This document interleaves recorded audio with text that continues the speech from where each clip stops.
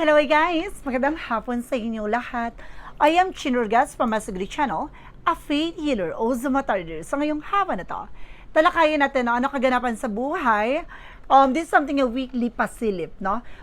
Para sa ating Vice President na si Sara Duterte. So alamin natin, no? Ano kaganapan sa buhay ni Sara Duterte, na ni Vice President Sara Duterte ang ating mahagilap. So guys, this is something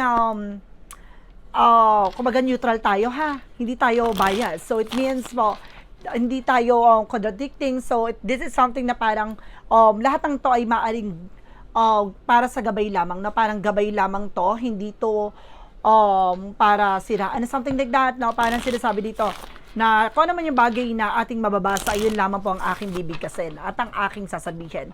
Pawang katotohanan at pawang gabay lamang to, no? So this is something entertainment purposes. So please wag kayong mag-bash dyan ha, eksena nyo. So let's see. What is additional messages sa'yo ng ating angel spirit? Pero shuffle muna tayo dahil maraming mga umi-eksena dito na sinasabi hindi raw sinapo, ganto ganyan, lagi nasa ibabaw yung ganto ganyan. Oh my God. Sige. Shuffle natin ng very light. Nang sa ganun, diba? Bubulabugin natin yan. So let's see. Okay. So, angel spirit, please give me information po.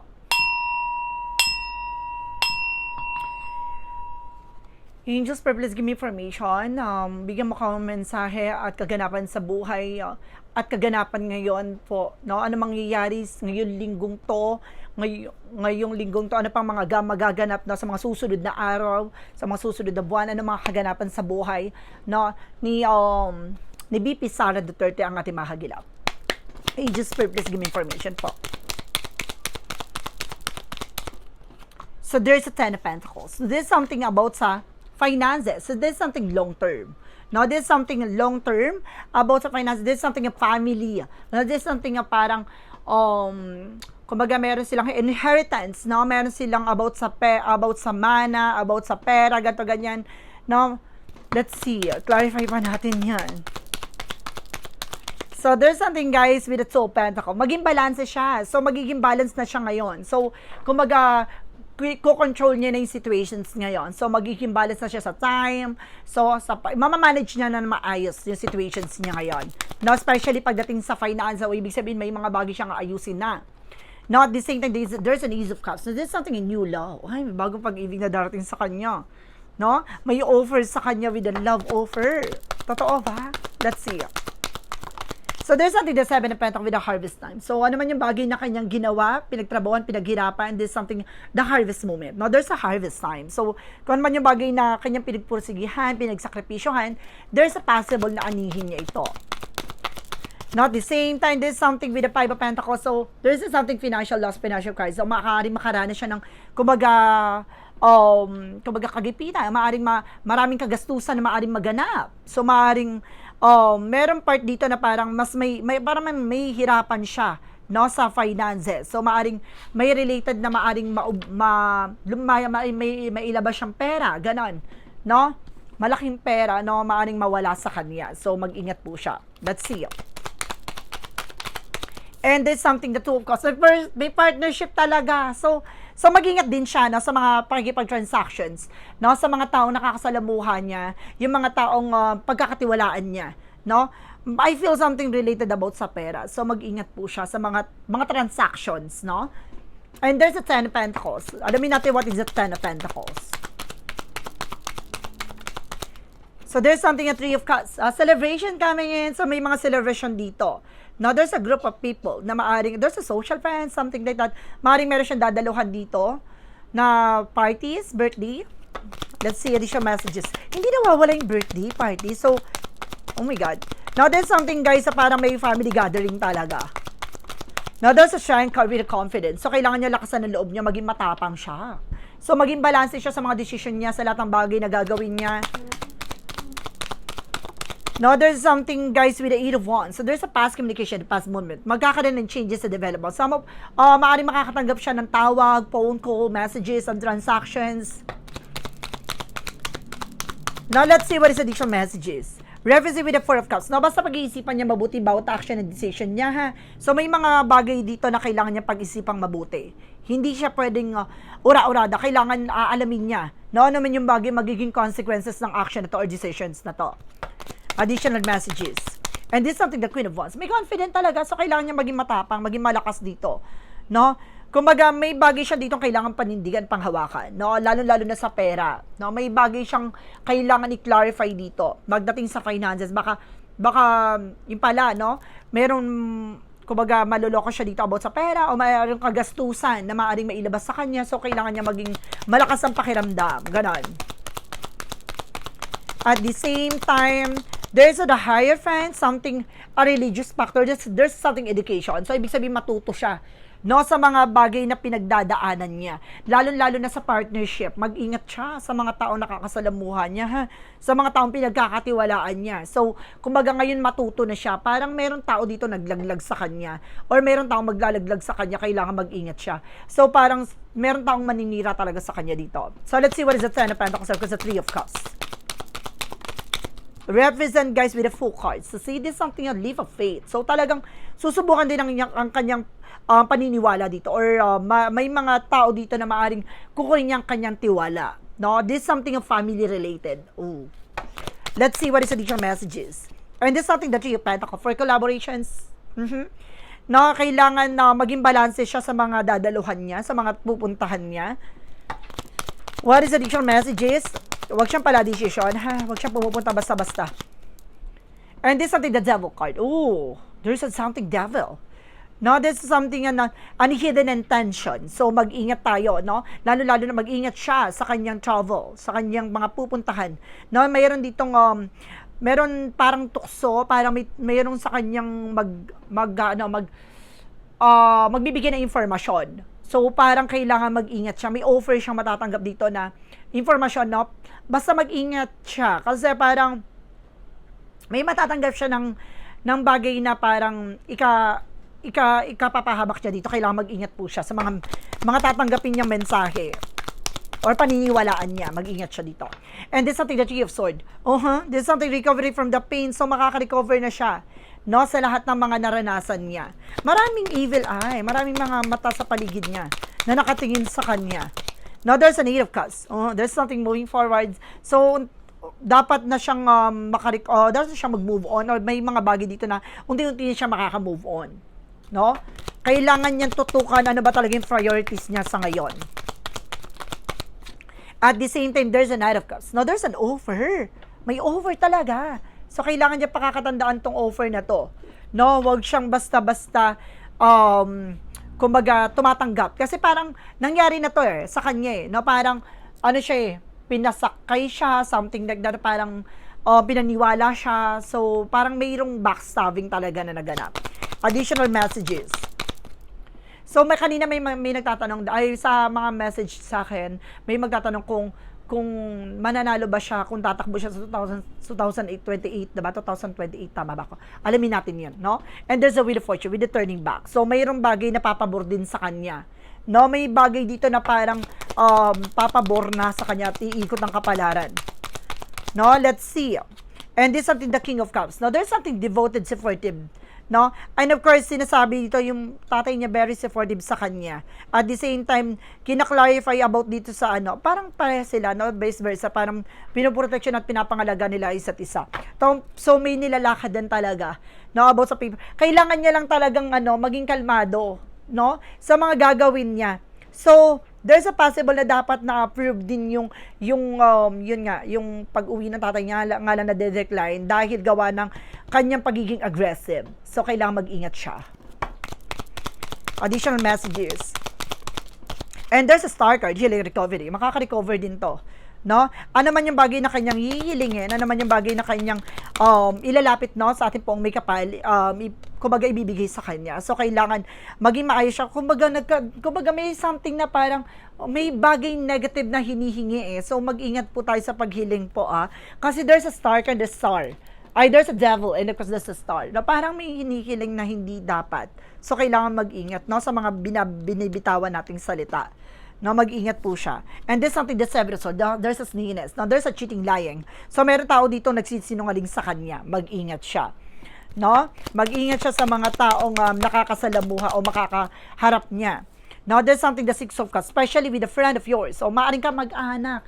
Meron ditong kamag-anak na maaaring lumabas, no? Parang merong manira sa kanya, no? So, let's see what is additional messages with an angel spirit. So, there's something, the five of wands. So, sabi ko na nga ba na there's something, kumbaga, complication. So, merong partnership dito na kailangan niya pakakatandaan na huwag siya tumatanggap ng offer na messages or on informations, no, na baka maipit siya dito sa situation na to. So, maaaring may bagay na magkaroon ng komplikasyon. No, so let's see. I-clarify ko lang ha kung ano yung message sa kanya na pagdating na kung tutuloy ba siya sa 2028, kung magiging president ba siya, no, ganun. So, let's see. Whoa, there's an Eight of Swords. So, there's a Six of Pentacles. Whoa, there's a Six of Swords. May chance siyang tumakbo. Tatakbo siya with the Six of Swords. No, kailangan niya lang baguhin yung mga tao sa paligid niya, sa mga taong nakakasalamuhan niya with the Eight of Swords. So, there's something, a Six of Swords. Six of Swords. No, wait. Six of Swords, the Eight of Swords. So, there's a lot of toxic and negativities around.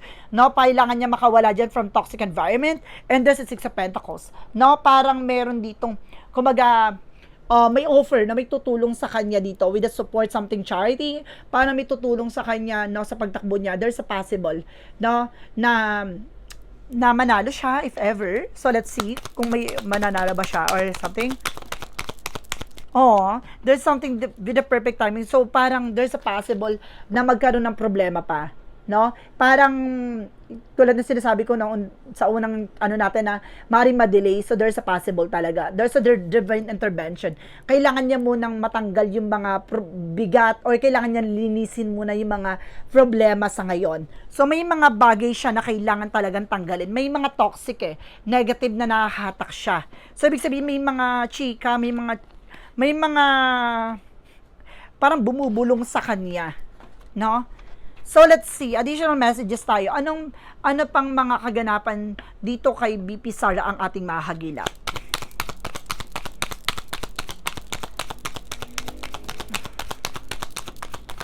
No, let's see. This is something that Two of Wands. So, there's a choices. So, may bagay siyang kailangang pagpilian.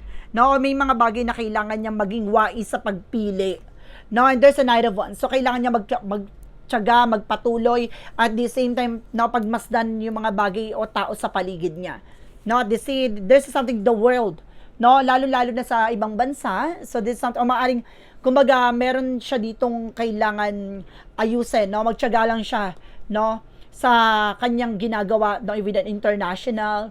So, yun, no, kumbaga, there's something, the world, na piliin niya yung magiging priorities niya dito. So, kung naman yung bagay na problema sa ngayon, yung kailangan niya tutukan. No, ganun siya. So, let's see. Additional messages pa tayo. Ano pang makakagilap sa kanya? Bago tayo mag-advices. So, there's a justice. No, there's a law. So, ibig sabihin, meron talagang about sa paper documents. There's a legal matter with the justice card. There's a karma. No, this is something a justice will be served. Additional messages. And there's something, the Empress card.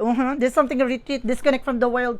No, parang sinasabi dito, alagaan at mahalin niya yung sarili niya. No? Kumbaga, magkakaroon siya dito ng parang a blessing. No? Pagdating sa kanya, parang, there's something new position. Maaaring mabago rin yung kanyang posisyon, sitwasyon. No? Kailangan niyang alagaan at mahalin yung sarili niya. No? Magiging balance to, magiging balance siya sa sarili niya. Let's see, pagdating sa kalusugan niya pala. Let's see, pagdating sa kalusugan, this is something, the Emperor. Secure naman siya. Maingat siya sa mga kinakain at powerful. This is the King of Pentacles, security. And this is something, Emperor, maturity. So, mature siya pagdating sa mga kinakain niya. No? Kumbaga, alamin pa natin ano mga kaganapan dito sa ating Vice President BP Sara ang mahahagilap pa natin. Na pagdating naman tayo sa mga tao sa paligid niya. No? Let's see. And there's an Ace of Swords. There's a mental clarity. So, this is something, the judgment. See, kumbaga kailangan daw maliwanag ang utak at isip niya dito. Marami pa parating. No, there's a judgment. This is something, a warning. And this is the Ace of Swords, something, a breakthrough. Mental clarity. And this is something you chart with an action and movement. Magkakaroon ng changes and development sa situations niya. No, mga kaganapan dito, kailangan niya pag-ingatan. This is something a warning for her na kailangan mag-ingat siya. No? At may bagay na parang magliliwanag sa kanya dito, maging wise at maging matalino siya, no, sa mga decision. Hindi siya pwedeng basta-basta there sa chart card, no? Maaaring magiging aggressive talaga siya, no? Kailangan niyang maging mahinahon there sa chart card na maraming paparating, pero kailangan niya munang kumalma.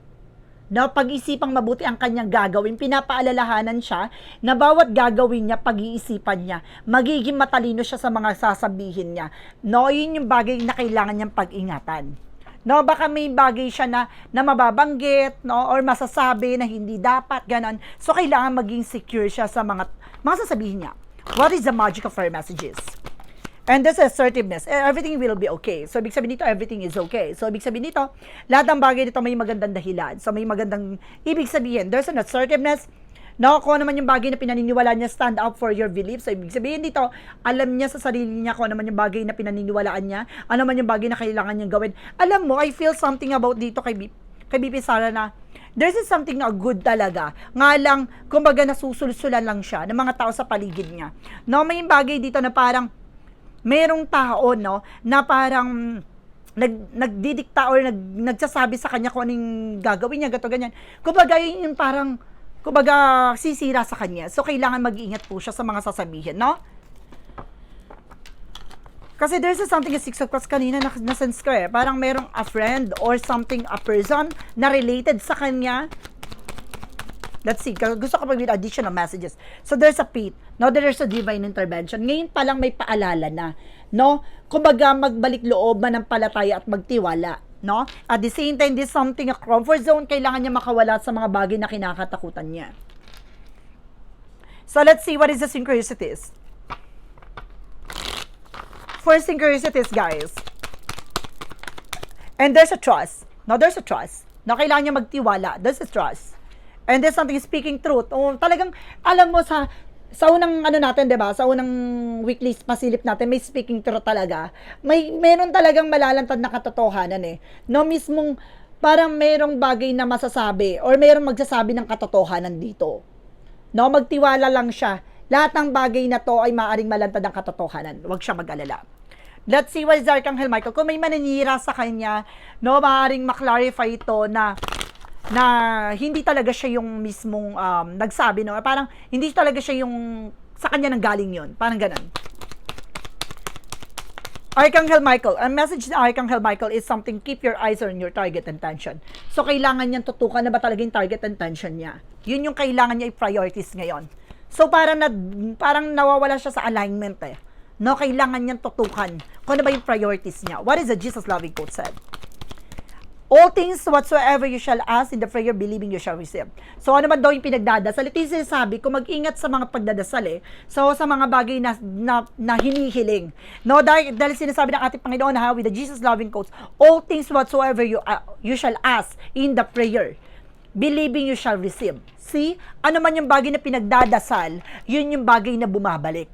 Kung ano man yung bagay na sinasabi, yun yung bagay na ibinibigay.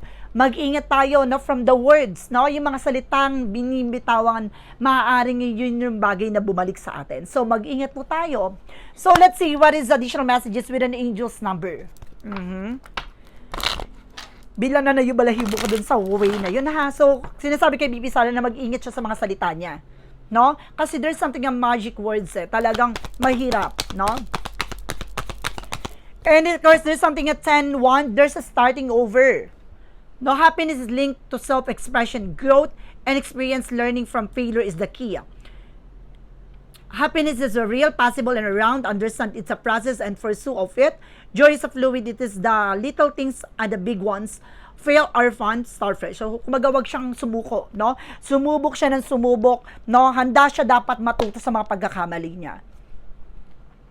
Ito yung mga bagay na nakatago sa hinahanap. What lies beneath with the future?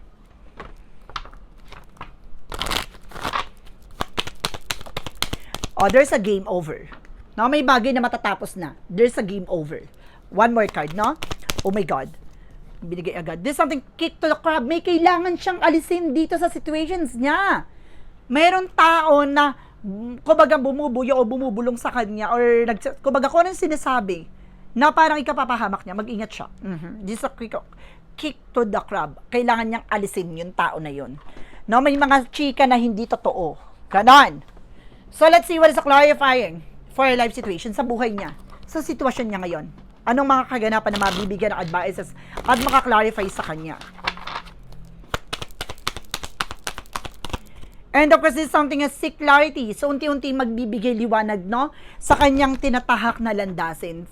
Embrace honesty. Kailangan niya tanggapin ang katotohanan, no? Maging tapat, maging totoo, face sa consequences, no? Dapat handa siya sa consequences na kanyang mga sinasabi sa kanyang ginagawa sa buhay niya, sa sitwasyon niya, and sharpens your focus on the personal growth. No, kailangan tutukan niya kung saan siya lalago, saan siya, kumbaga, mag-focus siya kung saan siya gaganda ang sitwasyon, saan siya lalago. Maging totoo siya sa kanyang sarili. Embrace honesty. So, maging totoo at maging tapat. No, face sa consequences. So, kumbaga, may mga haharapin siyang consequences kung may bagay siya na, kumbaga, pagsisinungalingan. No, maging tapat siya. Maging totoo siya sa mga sasabihin niya. So, guys, this is, a weekly pasilip, no? Sa ating Vice President VP Sara Duterte. Maraming salamat po sa inyo. So guys, this is something neutral to ha. Hindi po ako biased dito or something na parang sinasabi nila na ano daw ako, ganyan-ganyan. No! Sinasabi sa inyo, balance tayo at the same time, equal tayo when it comes for reading. Dahil gabay to. Hindi natin pwedeng i-manipulate yung reading. No? Kung ano yung sinasabi ng baraha, yun lamang po ang aking sinasabi at tinutugma to ng ating gabay. So guys, maraming salamat po for this wonderful reading. And of course, don't forget to like and subscribe my channel. And hit the notification bell for more videos updates. Maraming salamat po. Sa mga walang sawang pagsuporta sa aking channel, lalo-lalo na ang skip ng ads, saway pagpalain kayo. Nang Diyos at may kapalisiksik nag-uumapaw na biyayang manang balik sa inyo. At maraming salamat po. And see you in the next video. Bye-bye and babush.